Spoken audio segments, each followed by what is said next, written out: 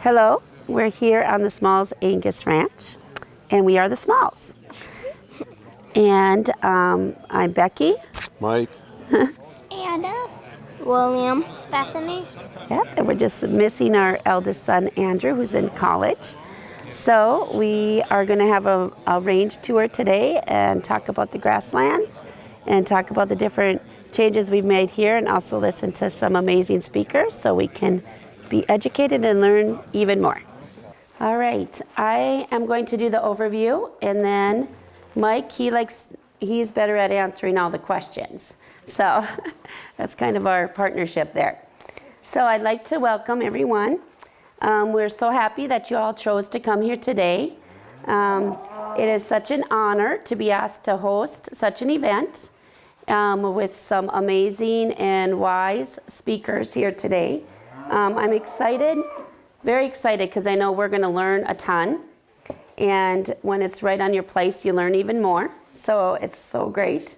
And, you know, I just hope that everyone else is ready to learn. They have little notebooks and pens if you want to take notes. Because I believe that everyone's going to walk away from here today being inspired in one way or another.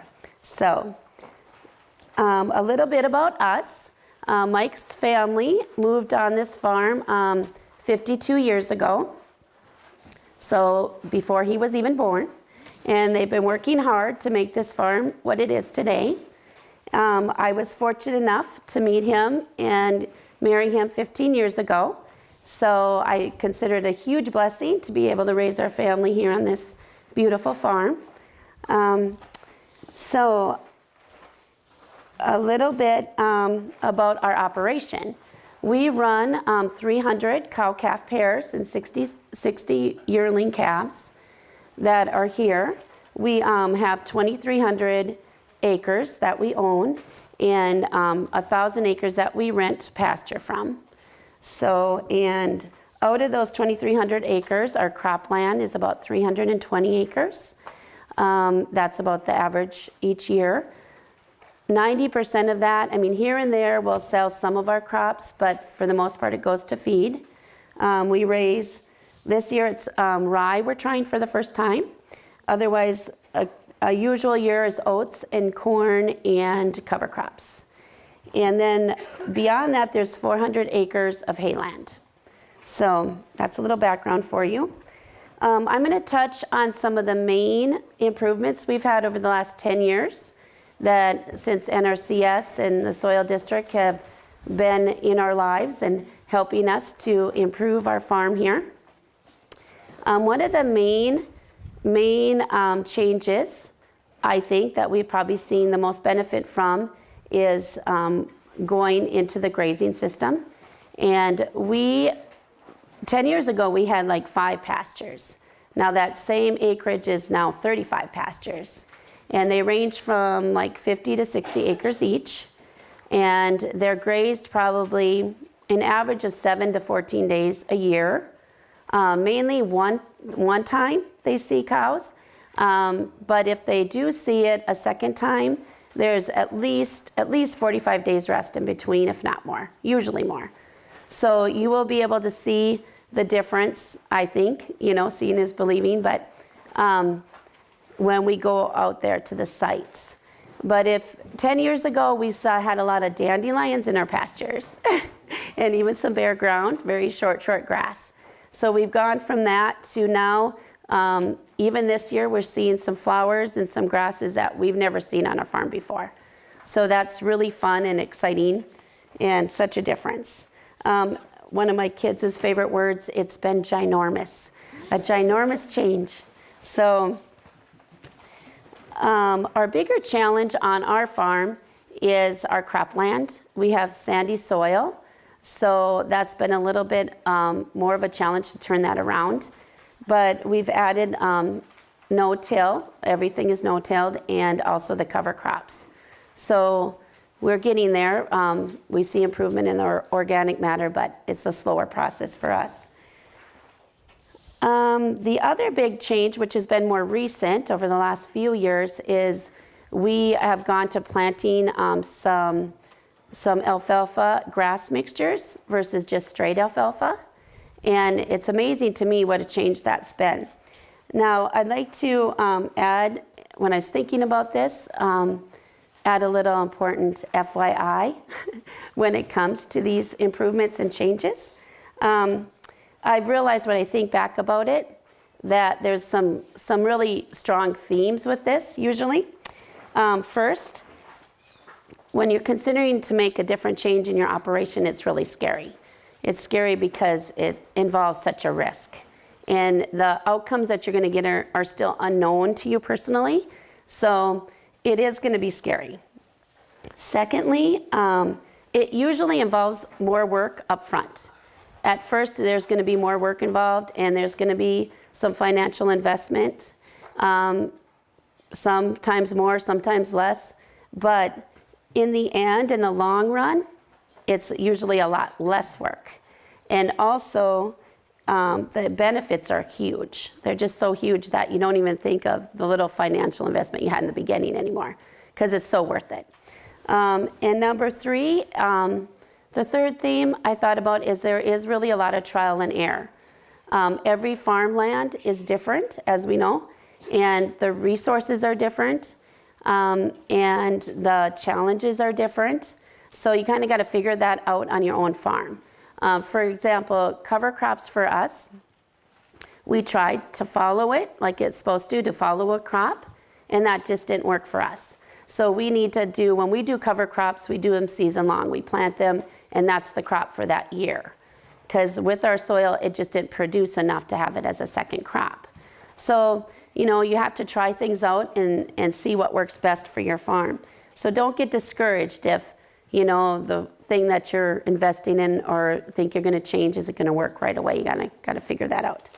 And number four, which I think is so important, is, you know, the NRCS staff and the staff at the Burley County Soil District are here to help you and help all of us. And they explain things, and then they explain them again and again and again until you really understand them and you buy into them or you believe it's worth it. We explain them enough. Yeah. And also they're here to walk with you, and they've walked with us through everything, the ups and the downs and the things that haven't worked right away, and help you figure it out. So we're just grateful for them to be with us, you know, have been with us through the process of everything. So back to the alfalfa grass mixture. Mike planted that three to 4 years ago. Yeah. About in the first year, there wasn't enough there to even bale anything. So we used it for grazing a little bit. And second year, you know, it was still kind of minimal. So we're like, why did we do this? You know, compared to alfalfa, you know, when you see it right away. But, you know, by the third year, we were averaging on those fields 3.5 to 4 bales an acre, even last year when it was drought. And you'll see that in the pamphlets you got. And believe it or not, this year Mike came back and he's like, one of our fields produced 5.5 bales an acre on that grass mixture. So it just is crazy to me. So I mean, for people that don't have a lot of hayland ground, I mean, this would be an amazing thing for them. And Mike said, if you don't believe that, he does have pictures of that, by the way. So our main goals are for our family and for this farm is to improve our soil health, to improve the animal health of the animals that we're raising, and to improve our family health. So we have, you know, a good family life as well. So one of the goals with the family health part is making sure we get a family vacation every summer, which is tricky sometimes, but we've been pulling that off. And the others is to just make sure that our kids are involved with us and learning along with us while we're learning and changing and making the different things that we're doing here. So with that, I'm going to turn it over to them, and they're going to share a little bit about what they've learned. Hello, I'm Anna. I'm going to share a little bit about our garden, because we really love our garden a lot and have put a lot of work and effort into it. So our garden is right over there, as you can tell. It is a big rectangle, and we used to put vegetables in the whole area, But lately we split it in half, so half of the garden is a cover crop and the other half is the vegetables we produce. This way, with using the cover crop, we can improve the soil and make it stronger because the cover crop puts nutritious benefits back into the soil. So we flip the cover crop in the vegetable producing part every year. So one year the cover crop's on this side of the garden, and then the next year it's on the other side of the garden. So that has been helping the garden and the soil. Let's see. Recently we have been using black fabric to use on the vegetable producing part. So how we use it is before we plant anything, we lay down this black fabric in strips, and we will stake it in and use rocks and wood or any heavy thing we can find so the wind doesn't blow it up. This fabric allows us the opportunity to not have to pull weeds, which is really nice because it takes a lot of time to pull weeds, and with the fabric we don't have to do any of that. So we also have recently put tires in the garden. They're just old tires that we use to put down to help keep the fabric down. And then my sister Bethany plants flowers in them, which are very beautiful, and they help with the pollinators to have pollination throughout the garden. Let's see. We like to put a variety of different vegetables in because it's fun to try different things. Each year we put something different in. Like last year we tried celery. What did we try this year? Oh yeah, collard greens for our turtle, Mrs. Shelley. So we like to try different things, and it's fun to go and pick all the different vegetables. So God has blessed us with a beautiful garden, and we love it very much. We also are really into potatoes. We like potatoes a lot. We used to plant potatoes just right in the garden, but now, after getting the idea from the NRCS, we plant them in a different spot. And we don't plant potatoes in the usual way, you would think, so we put them on the ground. We don't bury them, we just put them on top of the ground, and then we cover it with an alfalfa bale. That way, when we harvest the potatoes, we don't have to dig them up. We just pull back the alfalfa, and the potatoes are just laying right on the ground, and you can just pick them up, and they're not dirty. You are welcome to walk through the garden after lunch. There is a fence surrounding it, but it is not on. You will not get shocked. Or you can just look at it if you want to. Thank you. Hello, my name is Bethany, and I'm going to tell you about my calf, Tinky Winky, which she's right over there. And last calving season, there was a cow that had twins. She took one calf, but not the other one. So we brought the calf down, and my brother William named her Tinky Winky. I started feeding her every day after school, and Mom would feed her once during the school day. When summer started, I was feeding her 3 times a day, morning, noon, and night. So Tinky Winky became mine. Winter came and she was with other calves and was fed silage. Dad said that we might sell Tinky Winky, so on my Christmas list was for Dad to say I could keep her. So that was one of my Christmas presents. When spring came, she was put with the other heifers and was fed silage.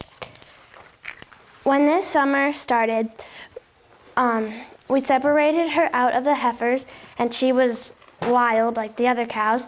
So I spent many hours down there trying to tame her up. And now I've been working with her, and I can pet and brush her. And my long-time goal is to be able to put a halter on her and lead her. And it's been a lot of hard work, but I don't give up, and I still love her.